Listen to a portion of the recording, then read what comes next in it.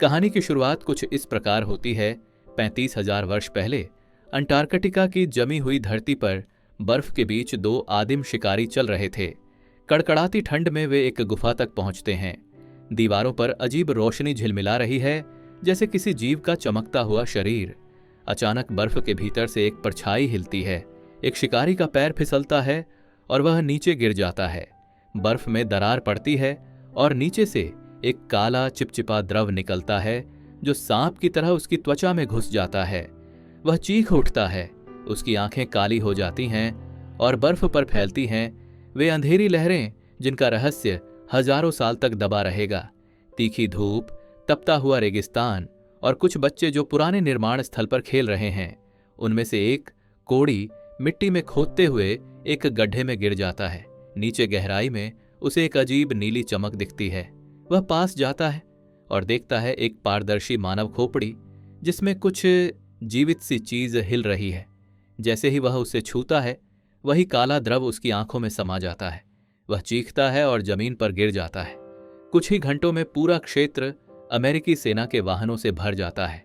गांव वालों को हटा दिया जाता है। सरकार कहती है यह एक गैस रिसाव की घटना है, लेकिन किसी को भी समझ नहीं आता कि गैस में बिजली क्यों चमक रही थी। वहां एजेंट फॉक्स मोल्डर अपने ऑफिस में बैठे हैं। उनकी डेस्क पर ढेर सारी फाइलें जिन पर लिखा है unexplained phenomena, UFO sightings, alien abductions. दरवाजा खुलता है। एजेंट डैना स्कली आती हैं, वैज्ञानिक, डॉक्टर और व्यवहार में सख्त अनुशासन वाली। स्कली, मोल्डर, हमें नया केस मिला है, एक सरकारी इमारत में बम की धमकी। मोल्डर मुस्कुराते हुए, और तुम्हें लगता है यह बस आतंकवाद है? स्कली, तुम्हें लगता है यह एलियन का काम है? दोनों की बहस हमेशा की तरह हल्की मुस्कान में खत्म होती है, लेकिन उनके बीच वह भरोसा है जो सिर्फ अनगिनत मौतें और रहस्य देखकर बनता है। वॉशिंगटन की एक इमारत में फेडरल बिल्डिंग नंबर 46 एफबीआई की टीम पहुंचती है। मोल्डर और स्कली को बताया जाता है कि एक अनाम कॉल में कहा गया है, इस बिल्डिंग में कुछ ऐसा छुपा है जो पूरे देश को बदल देगा। बिल्डिंग खाली कराई जाती है। मोल्डर और स्कली बेसमेंट में जाते हैं। वहां एक कमरा बंद है। मोल्डर ताले को तोड़ता है। अंदर जाते ही बम दिखता है, लेकिन उसके आसपास कुछ अजीब सी पाइपलाइनें हैं, जैसे किसी लैब का हिस्सा हो। मोल्डर, यह सामान्य विस्फोटक नहीं, यहां कुछ और छुपाया गया है। स्कली टाइमर देखती है, 5 मिनट शेष। वे इमारत खाली कराते हैं, लेकिन जैसे ही बाहर निकलते हैं, धमाका, इमारत राख हो जाती है। कई लोग मारे जाते हैं। मोल्डर और स्कली बाल बाल बचते हैं। अगले दिन एफबीआई की मीटिंग में मोल्डर और स्कली को फटकार लगाई जाती है। डायरेक्टर कहता है, तुम्हारी लापरवाही से कई लोग मारे गए, एक्स फाइल्स प्रोजेक्ट अब खत्म। स्कली चुप है, लेकिन मोल्डर गुस्से में है। वह कहता है, यह एक दुर्घटना नहीं थी, किसी ने जानबूझकर सबूत मिटाने के लिए वह बम लगाया था। उसकी बात पर सब हंसते हैं। मोल्डर, तुम हमेशा एलियन कहानियों में जीते हो, एक एजेंट तंज करता है। मोल्डर अकेला पड़ जाता है। एक्स फाइल्स विभाग बंद कर दिया जाता है और स्कली को ट्रांसफर करने की सिफारिश होती है। रात के समय मोल्डर एक बार में बैठा है। वह बियर की बोतल के साथ टीवी देख रहा है, जहां समाचारों में वही विस्फोट दिखाया जा रहा है। तभी एक वृद्ध व्यक्ति उसके पास बैठता है। ऑल्विन कुर्तजवील हूं, वह कहता है। मैं सरकार के लिए काम करता था, जब तक मैंने देखा कि वे क्या छुपा रहे हैं। मोल्डर चौकन्ना हो जाता है। कुर्तजवील, वह विस्फोट इसलिए हुआ ताकि कोई न जान सके कि नीचे क्या था। एक वायरस जो इंसान नहीं बल्कि परग्रही है। वह बच्चों के शरीर में पाया गया था। मोल्डर, और तुम ये कैसे जानते हो? कुर्तजवील, क्योंकि मैंने वही प्रयोगशाला बनाई थी। कुर्तजवील उसे एक पुराना फाइल बॉक्स देता है। उसमें तस्वीरें हैं, एक बच्चे की खोपड़ी जिसमें काला द्रव चमक रहा है। फोटो के पीछे लिखा है ब्लैक ऑनेल, सब्जेक्ट एक्स।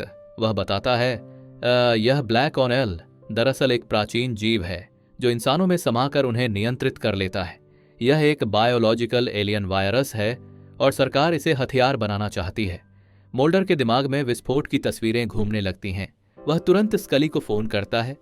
मुझे कुछ दिखाना है, यह अब महज केस नहीं रहा, यह इंसानियत का सवाल है। स्कली मोल्डर के साथ फाइल देखती है। वह कहती है, यह सब कल्पना भी हो सकती है। ब्लैक ऑनेल कोई परजीवी वायरस नहीं, बल्कि कोई रासायनिक तत्व हो सकता है, मोल्डर तर्क देता है। तो फिर बच्चों के शरीर को क्यों जला दिया गया? अगर यह सिर्फ वायरस था तो सरकार उसे क्यों छुपा रही है? स्कली के पास जवाब नहीं, लेकिन उसका वैज्ञानिक दिमाग अब भी विरोध कर रहा है।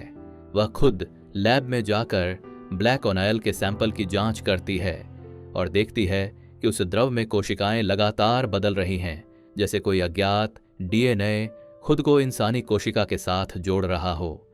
स्कली धीरे से, यह संभव नहीं। मोल्डर और स्कली टेक्सास लौटते हैं, उस निर्माण स्थल पर जहां यह सब शुरू हुआ था। अब वहां कुछ भी नहीं बचा, बस समतल जमीन और सेना की सुरक्षा। लेकिन मोल्डर जमीन खोदता है और नीचे से निकलती है ठंडी हवा, जैसे कोई सुरंग हो। वे अंदर उतरते हैं।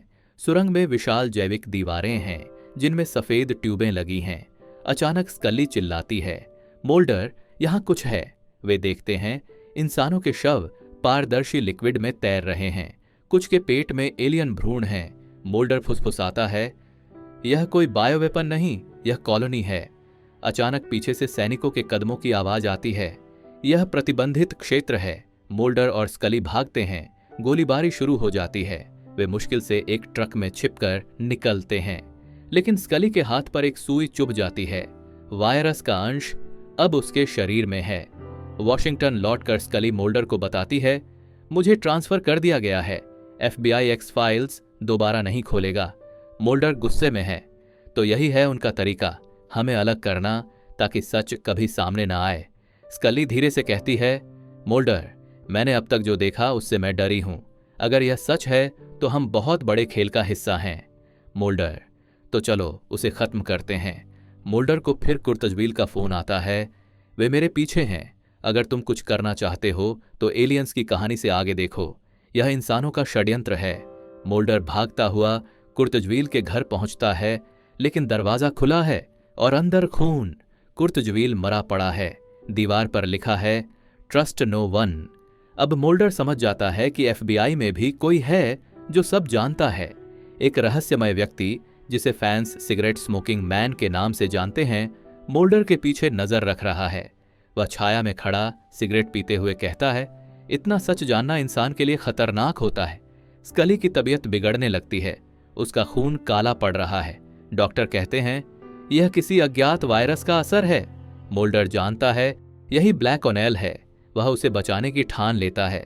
वह पुराने संपर्कों से जानकारी जुटाता है और पता चलता है कि टेक्सास से निकलने वाला माल अंटार्कटिका भेजा गया था। वह स्कली के पास आता है, मुझे पता है वे तुम्हें कहां ले जाएंगे। स्कली उसे देखकर बस इतना कहती है, अगर मैं मर गई तो सच बताना। अंटार्कटिका की ओर मोल्डर अकेला निकल पड़ता है। उसके सामने है बर्फ, मौत और एक ऐसा सच जो इंसानियत बदल देगा। वह कहता है, सच वहां बाहर है और मैं उसे ढूंढ लूंगा। अंटार्कटिका की बर्फीली हवाएं, -50 डिग्री तापमान और मीलों तक फैली सफेद चुप्पी। मोल्डर का छोटा विमान बर्फीले तूफान के बीच लड़खड़ाता हुआ उतरता है। उसके पास बस एक थैला है जिसमें स्कली की मेडिकल रिपोर्ट, एक पिस्तौल और एक पुराना नक्शा है जो कुर्तजवील ने उसे दिया था। नक्शे में लाल निशान है, साइट नंबर 27। कहा जाता है वहां कुछ पुराना और जीवित है। वह गहरी सांस लेता है। वह कई घंटे बर्फ पर चलता है। हवा उसकी त्वचा को काट रही है। अचानक उसे दूर एक टेंट दिखता है। वहां कुछ वैज्ञानिकों के शव पड़े हैं, ठंड में जमे हुए। उनके सूटों पर लिखा है, पोलर एक्सपेडिशन प्रोजेक्ट। मोल्डर उनके कागजों में से एक नोट पाता है, हमने नीचे कुछ जीवित पाया है। यह मशीन नहीं, यह जीवित जहाज है। वह नीचे देखता है, एक बर्फीला दरारनुमा छेद जो गहराई में जा रहा है। वह रस्सी से खुद को बांधता है और नीचे उतर जाता है। जैसे जैसे वह नीचे जाता है, हवा में अजीब गंध आती है, धातु और सड़न की। नीचे पहुंचते ही वह रुक जाता है। सामने एक विशाल धातु संरचना है जो आधी बर्फ में दबी हुई है, लेकिन उसकी सतह हल्की नीली रोशनी छोड़ रही है। दीवारें चिकनी और जीवित सी लगती हैं। हर तरफ ट्यूबें और पारदर्शी कोशिकाएं हैं। मोल्डर टॉर्च जलाता है और देखता है, अंदर इंसानों के शरीर हैं, बर्फ में कैद, लेकिन सांस लेते हुए। और उनमें से एक है स्कली। वह एक पारदर्शी कैप्सूल में बंधी है। उसका शरीर ठंडा लेकिन जिंदा है। उसके चेहरे पर काले धब्बे हैं। ब्लैक ओनाइल सक्रिय है। मोल्डर का दिल तेजी से धड़कने लगता है। वह कांच तोड़ने की कोशिश करता है, लेकिन वह पत्थर जैसा सख्त है। अचानक जहाज के अंदर कंपन शुरू हो जाता है। दीवारें हिलती हैं, जैसे कोई विशाल प्राणी करवट ले रहा हो। मोल्डर उस संरचना का निरीक्षण करता है। दीवारों पर अजीब प्रतीक उभरते हैं, जैसे कोई भाषा। वह उन्हें छूता है और दीवार की सतह अचानक पिघल जाती है। एक सुरंग खुलती है जो अंदर की ओर जाती है। मोल्डर अंदर जाता है। वहां सैकड़ों कैप्सूल हैं। हर कैप्सूल में इंसान, महिला, बच्चे, सैनिक, सभी की नसों में वही काला तरल बह रहा है। वह खुद से बुदबुदाता है, यह कोई वायरस नहीं, यह कॉलोनी बना रहा है। इंसान अब मेजबान है। वह एक पाइप काटता है और कांच पर मारता है। कांच टूटता है, तरल बाहर निकलता है और स्कली का शरीर ठंडे फर्श पर गिरता है। वह उसे बाहों में उठाता है। जागो स्कली, प्लीज जागो। वह उसका चेहरा थपथपाता है। कोई हरकत नहीं। मोल्डर रो पड़ता है। मैंने तुम्हें खोने से बचाने के लिए सब छोड़ा, अब नहीं। वह उसे मुंह से सांस देता है। कुछ पल बाद स्कली झटके से सांस लेती है। उसकी आंखें खुलती हैं। मोल्डर, तुम यहां? वह मुस्कुराता है। मैं तुम्हारे बिना कहां जाता। लेकिन तभी जहाज जोर से हिलता है। बर्फ की परतें टूटने लगती हैं। मोल्डर स्कली को अपनी जैकेट में लपेटता है और बाहर निकलने की कोशिश करता है। जहाज के गलियारों से काले परजीवी जीव बाहर निकल रहे हैं, छोटे सांप जैसे, जो किसी भी खुले त्वचा से अंदर घुस जाते हैं। मोल्डर उन्हें पिस्तौल से रोकता है, लेकिन गोलियां बेअसर हैं। वह दीवार पर लगे एक वॉल्व को घुमाता है। जहाज का दरवाजा खुल जाता है और ठंडी हवा का तेज झोंका अंदर आता है। हवा का दबाव इतना बढ़ जाता है कि वे जीव उड़कर बाहर निकल जाते हैं। वह स्कली को उठाकर ऊपर की ओर भागता है। बर्फ की दरार में से हल्की रोशनी दिख रही है। वे दोनों बर्फ के रास्ते ऊपर चढ़ रहे हैं। मोल्डर का पैर फिसलता है। उसका हाथ खून से लथपथ है। स्कली की सांसें कमजोर हैं। स्कली, मोल्डर, मुझे छोड़ दो, तुम निकल जाओ। मोल्डर, तुम जानती हो मैं ऐसा नहीं कर सकता। वह उसे खींचता हुआ ऊपर लाता है। जैसे ही वे बाहर निकलते हैं, जहाज के नीचे से नीली रोशनी निकलती है। पूरा जमीन कांपने लगता है। जहाज धीरे धीरे बर्फ के नीचे से उठता है, जैसे कोई विशालकाय मछली समुद्र से बाहर आ रही हो। उसका आकार इतना बड़ा कि आसमान ढक जाता है और फिर वह चुपचाप आकाश में गायब हो जाता है। मोल्डर और स्कली बर्फ पर गिर जाते हैं, थके जमे हुए लेकिन जिंदा। कुछ दिन बाद अंटार्कटिका से एक बचाव दल उन्हें ढूंढ निकालता है। दोनों को अस्पताल में भर्ती किया जाता है। स्कली की हालत धीरे धीरे सुधरती है। डॉक्टर कहते हैं, आपके शरीर में कोई वायरस नहीं मिला, लेकिन कुछ कोशिकाएं बिल्कुल नई हैं, जैसे किसी और जीव से बनी हों। मोल्डर बस मुस्कुराता है। वह जानता है वह ब्लैक ऑनाइल था, जिसने अब स्कली को भी किसी तरह प्रतिरक्षित बना दिया है। वॉशिंगटन लौटने पर दोनों को FBI के सामने पेश किया जाता है। डायरेक्टर कहता है, आप दोनों ने बिना आदेश के अभियान चलाया, अंतर्राष्ट्रीय सीमा तोड़ी, और जो कहानी आप बता रहे हैं, जहाज, वायरस, एलियन, यह सब कल्पना है। स्कली शांत स्वर में कहती है, मेरे शरीर में मौजूद कोशिकाएं झूठ नहीं बोलती सर। अगर यह सब कल्पना है तो फिर मेरा खून क्यों बदल गया? डायरेक्टर कुछ नहीं कहता।